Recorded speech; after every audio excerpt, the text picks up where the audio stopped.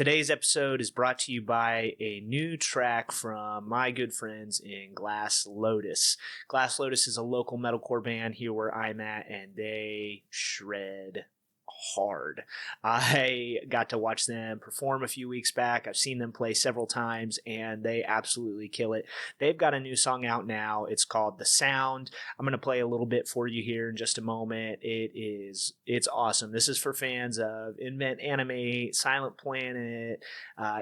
They've got that sort of modern new metalcore sound, and it is a whole vibe, and I'm about it. So here's a little snip from that new track. It is out now. Listen to it wherever you listen to music.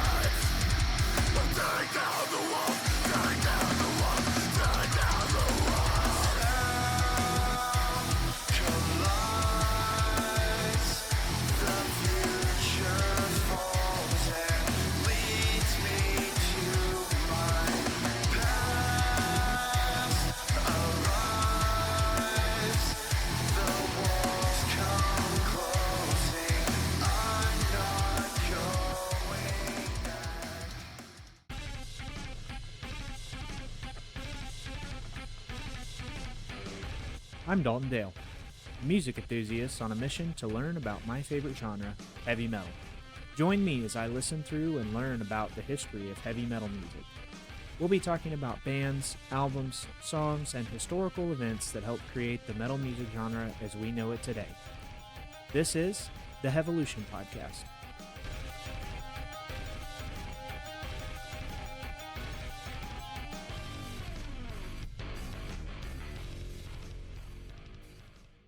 Hey everyone, what's going on? Welcome to the Hevolution Podcast. I am your host, Dalton Dale. Excited to be here with you today. As always, we've got a great episode today, so let's jump right in. Those of you jumping on the train, I am going through the history of heavy metal for the first time, learning about it all for myself. I've always been a fan and have never really dug into all the bands and all the history behind everything. So digging into that for the first time and sharing my experience as I go, learning about all kinds of new bands, all kinds of bands that influenced the modern metal that we listen to today. And it has been quite the ride. So I want to take a second. Got a new merch shop up. I have made some custom designs. They're designed all by me. My background way long before this, I dabbled in some graphic design, and I'm rocking this is the Death Metal Hevolution shirt. Inspired by death metal bands, and there's a white with red and black with red and white, all white version. I've got t-shirts, crew necks, hoodies, crop tops, koozies, and a couple of different coffee mugs, all with the different designs. There's this one, there's more of an 80s skull inspired logo, as well as just a couple others that I think are really cool and really unique, more than just my logo. These, to me, I wanted to design something that was cool for the sake of cool, not necessarily just to have my logo on stuff. So go check it out. You can find the link on my Facebook page. And again, just stop by, just peruse the products, if you will. Even that alone would just mean a lot to me. So let's jump right in. This week, we are digging into a fantastic album from a very another solid power metal band. We've covered several bands so far, right? We've Accept, Warlock, Raven. We've done some Metallica. We did a little bit of Anthrax. So, I mean, we've really run the gamut here, and we've got a few more bands left. So hitch your hitch yourself to this wagon and let's keep riding the power metal train. But this week's band is Savatage. Now, I listened to their debut album, Sirens. This was released in 1983, and Sirens is often referred to as a sort of a birthing album for thrash metal of the time. It definitely has some guitar parts, and especially some of the drum work that make it really easy to understand why people consider this a birthing point for thrash metal. I mean, really, a ton of bands were doing stuff at this time. I mean, that really helped set the pace and the tone for what thrash metal was going to become. I mean, you've got Fast as a Shark from Accept. You've got, all the different songs from Metallica's Kill 'Em All. When I say all the different songs, I'm not naming one just to not be specific. The Four Horsemen, the title track. I mean, you could go through a whole list, but almost all of them are thrashier in nature. Anthrax is another one where they've just got so many tracks, and all of it is just setting and paving the way for the thrash metal scene of the mid 80s coming out of the Bay Area. So we're going to dig into that after we get through this period. But all of the tracks, or not all, most of the tracks on the Savatage album they feature a lot of very repetitive, speedy riffs that kind of drive the track forward, bass lines that explode through the front of everything else.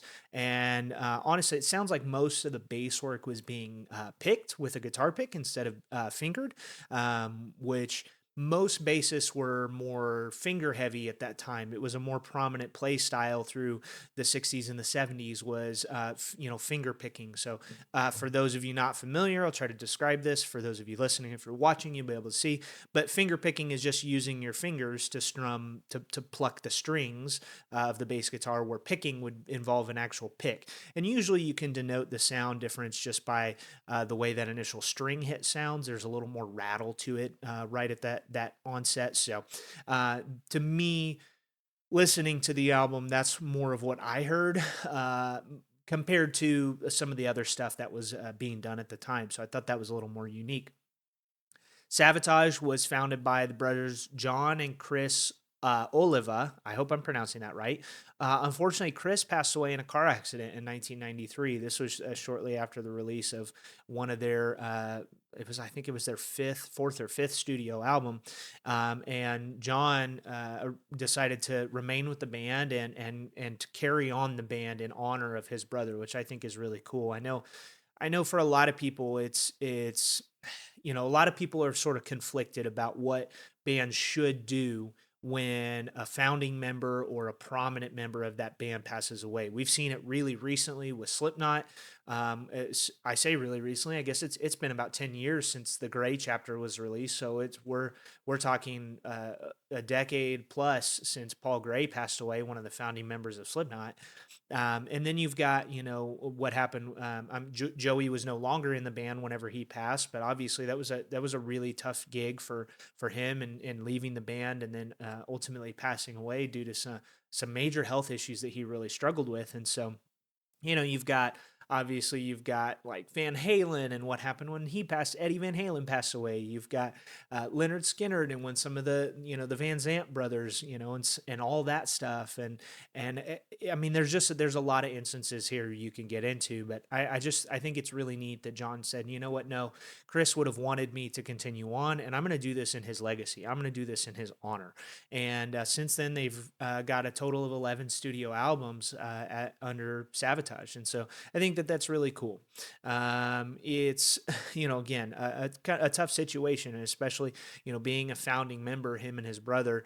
I can imagine how difficult that would have been early on when he first passed, and hopefully he continues to hold that spirit close to him, as he performs today. So we're going to take a quick break, and we'll jump right back into it. Hey everyone, just wanted to take a quick moment and just remind you about the Hevolution podcast playlist that I've got on Spotify.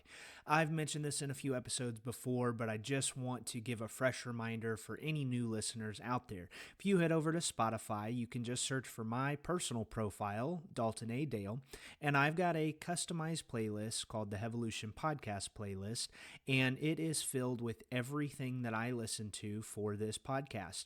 It goes all the way back to when I started this out as just a TikTok page and runs it all the way through to this week's episode. So be sure to go check that out. You can follow it there. Again, just find my personal profile, Dalton A. Dale, and find my playlist, the Hevolution Podcast Playlist, and you can follow along. We will get you right back to the episode. All right, time to hit you with some quick hits. So, quick hit number one, they were founded in 1979. Now, Savatage was originally named Avatar, and by the time they released today's album, Sirens, they had changed their name to Savatage due to there being at least one other band with the name Avatar at the time, which I had read was potentially for lawsuit. I couldn't ever find a whole lot more details on whether or not they were actually threatened with a lawsuit or anything like that, but ultimately they decided to change it to Savatage, which I think worked out well for them because there is apparently Avatar is a popular band name because there have been at least four prominent hard rock and heavy metal bands with the name Avatar. Most recently, there's a lot of you who are probably familiar with the Swedish metal band by Avatar. I've not really ever gotten into them. I know Pete, one of my top fans on Facebook, Pete is really big into Avatar, and so are his kids. He's seen them perform several times, raves about them. But I think it did well for them to just go ahead and change their name. And really, Savatage it's a man. That's a cool name. I actually kind of thought that it was a riff on the word sabotage. But no, they really just they changed their name from Avatar. I read that they were about to go on stage and they had Avatar, and somebody was like, put an S in front of it, and it was Savatar, and they were like, I mean that's fine, I guess, but I don't love it. And then eventually somebody was like, nah, drop the R and change it to GE, and Savatage kind of came out of it. And so this is a band that I heard Ian Christie talk about for quite a while on his Bloody Root show, but had never listened to them. And so, anyways, cool band name.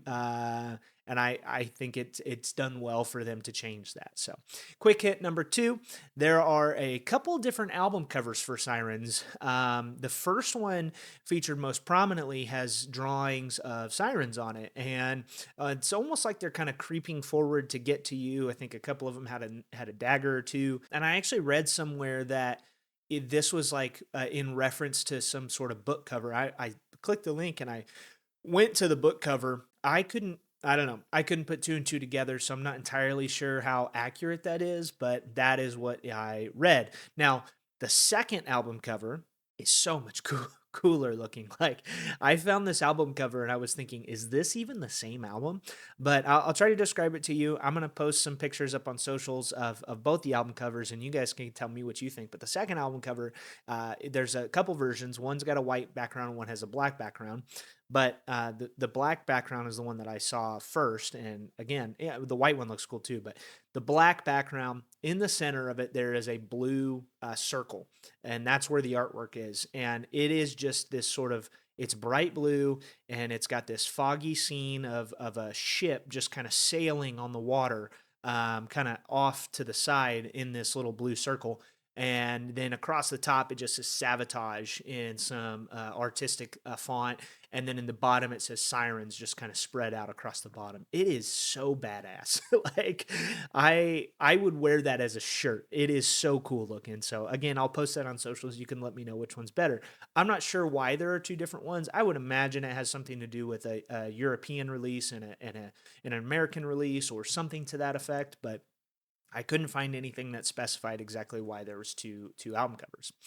Quick hit number three. Now, this might be the most interesting and surprising fact that I've found out about really, I think, any band that I've listened to. I've done a lot of quick hits, and this is always one of my favorite sections. And this was inspired by my wife, actually. It was to do something like this.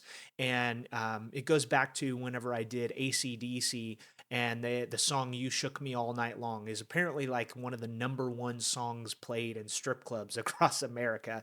And that was such a wild fact that I felt like I had to include it, and that sort of inspired this whole section. But this one might top You Shook Me All Night Long quick hit.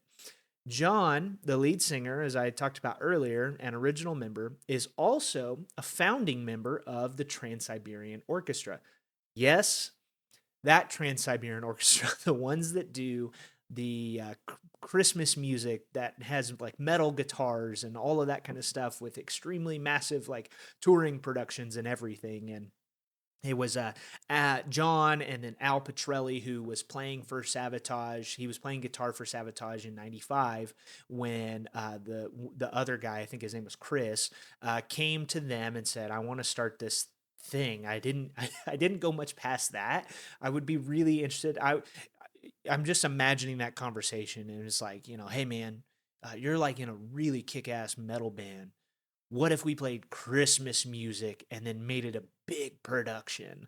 I mean, I don't know. I don't know what that would have been like, and I don't know how that idea even came about. But I think it inspired a lot. I think it inspired a whole albums of heavy metal Christmas music, like Sleddon Hill from August Burns Red. But again, one of the more unique and fascinating quick hits that I have found about any band. So yeah, 2/3 of Savatage are also Trans Siberian Orchestra. Crazy. That's it for quick hits. We're gonna take another really quick break, and then I will be right back, and we're gonna dig into some information about the album.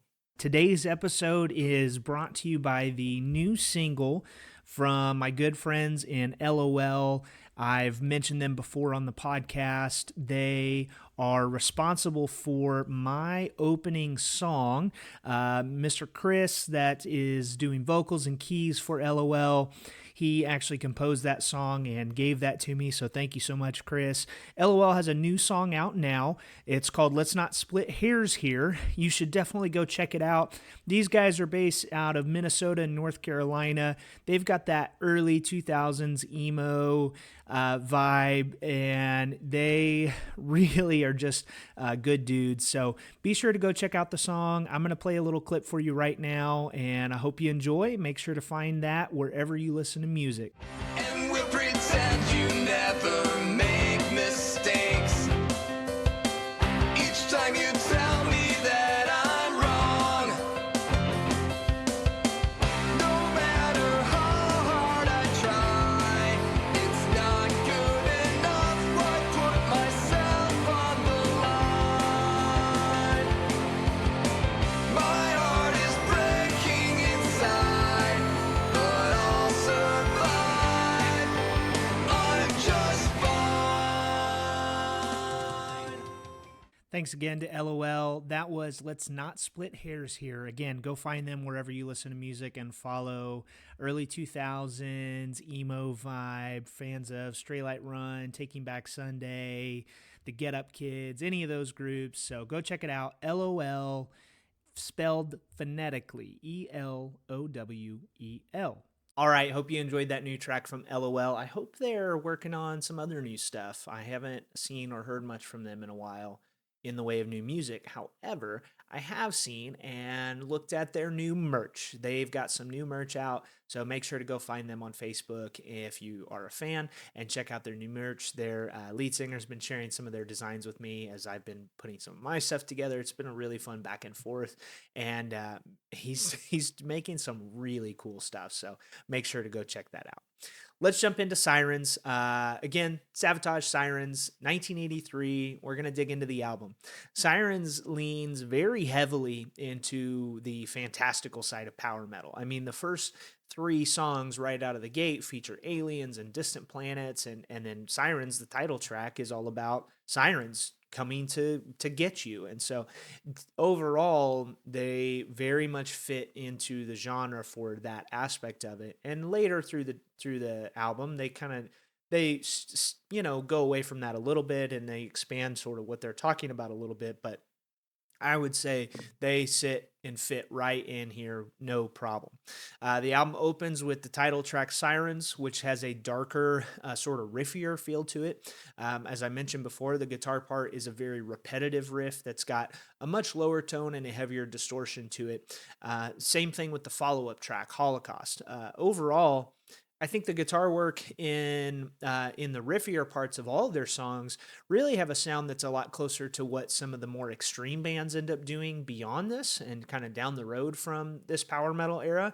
And for me, that was really pleasing because that's sort of the sound and style that I gravitate to more common. I've mentioned this before, but I listen to a lot of metalcore. I listen to a lot of deathcore, some death metal, some like metallic hardcore or beatdown hardcore, some of that, and all of that features like very repetitive riffs that are a lot chuggier or a little bit lower riff, lower. It's a lot of drop C, drop D tuning. I think I think Tyler, the guitarist for Glass Lotus, the song you heard from the beginning, I think he said they got a song in like drop G or something like that. But that's just the stuff that I tend to gravitate to. So for me, going through this album and listening to that was a lot more pleasing for me to listen to, and I think I found the album to be quite a bit more enjoyable because of that. Then it kind of moves in to a couple other tracks. One of them is I Believe. It's got sort of this 70s hard rock feel throughout the whole first part of the track. It's like the first two-thirds of it. It's just got kind of gravelly sort of vocals. It's a lot slower pace. And overall, to me, it kind of harkens to some of that like mid to late 70s proto metal that we were seeing from bands like Blood Rock and, ACDC, early ACDC and stuff like that. It's just got a little groovier sort of feel to it. Then all of a sudden, it's like two-thirds into the track, it just like goes through this little bridge, and then boom, they just kick it into high gear, and there's this blazing guitar solo, this like extreme up-tempo drum beats and drum fills that are just lightning speed, and then this bass riff in the back that just, I mean, it is just rumbling through and just pushing the whole thing along, and it was very surprising, and kind of caught me off guard the first time I heard it. Then we move into what I think is the heaviest song on the album, which is Rage. It is just an absolute force to be reckoned with. Very thrash heavy in its sound and style. Lyrically, it seems to be about someone trying to kind of get through life, play the game of life, and they're just feeling frustrated about everything that's working against him. And then ultimately saying he's going to take his revenge out on everybody around him. But it's a very speedy track, and it has sort of a screamy vocal. I mean, even the chorus is sort of rage, and that's it. Like that's all the chorus is. He's just screaming rage. So, like I said, this is a band that is very much celebrated as an early, very prominent influence into mid 80s thrash metal. And with a track like Rage, it is super easy to hear why that. I can definitely hear where somebody would come along and listen to that track and just say, oh, okay, that you can do that with music. This is so different from anything I'm hearing, and my gosh, I didn't even think something like this was possible. So that was really cool to hear. Then perhaps the weirdest track on the album hits about halfway through. It's a song called Twisted Little Sister. It is weird. The song itself, it just feels entirely different from almost the rest of the album. In fact, it even sounds recorded differently, which I thought was just very bizarre. Now, I tried to look into it, and I dove down a little bit of a rabbit hole trying to figure out what was maybe so different about it. And the only thing that I can think of is that in the writing credits for the song, it names Keith Collins.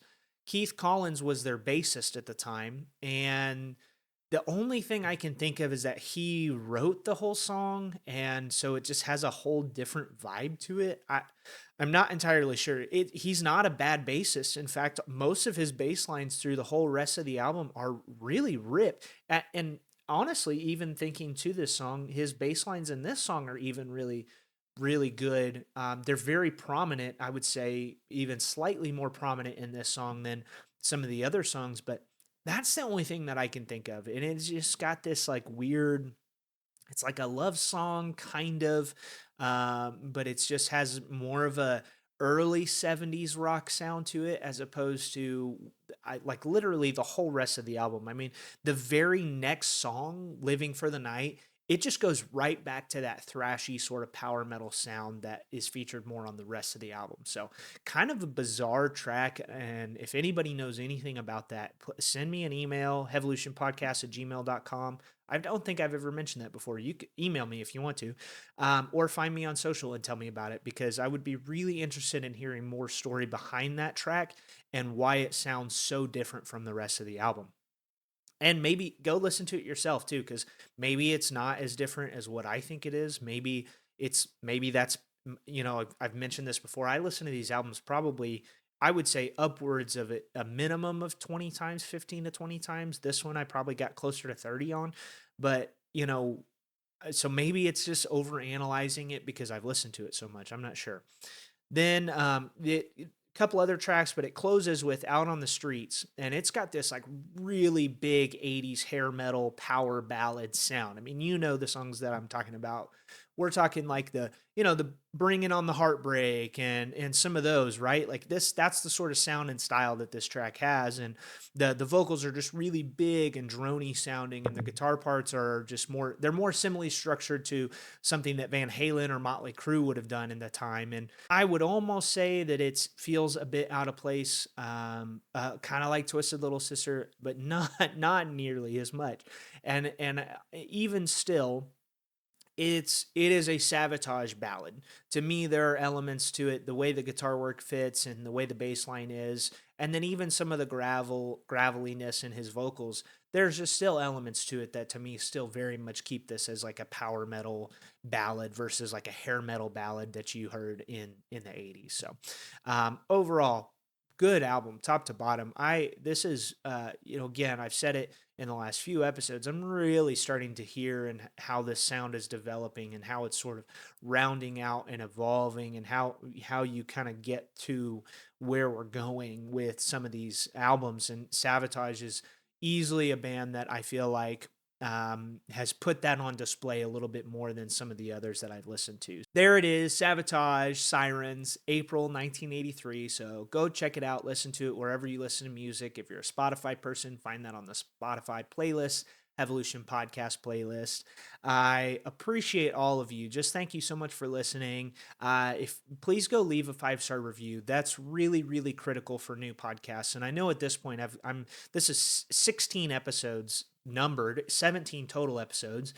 So I know I'm more than just like a starting podcast, but those reviews are really, really helpful. It's a big part of what helps get new podcasts onto charts. And getting onto charts means more exposure, which means more people get to listen. And I'm really trying to get out there and make sure that people are able to hear this stuff, because I find that I feel like this information can be really valuable. Go follow me on socials. You can find me on Facebook and TikTok. Those are the primary two that I use most often, Hevolution Podcast and Hevolution Pod on TikTok as well. Make sure to go check out the new merch. I talked about it at the beginning of the episode, but that's I've got a pop-up store through Printify.